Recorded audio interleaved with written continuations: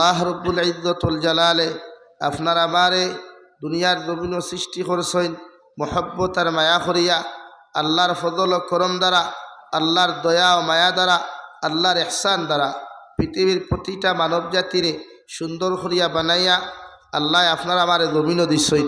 যতদিন পর্যন্ত আমরা মায়ের গর্ভ আসলাম অতদিন একটা প্যাকেটের ভিতরে আসলাম। মায়ের গর্ভ থাকিয়া জমিনও আল্লাহ দিছে আপনার আমারে সুন্দর করিয়া বানাইয়া, দুনিয়ার মখলুকাতর লোকে না ফালাইয়া, পৃথিবীর প্রতিটা গুহার মধ্যে না ছাড়িয়াও আল্লাহ আপনার আমারে সম্মানিত বানাইয়া সম্মানিত মানুষের ঘরে জন্ম দিছেন।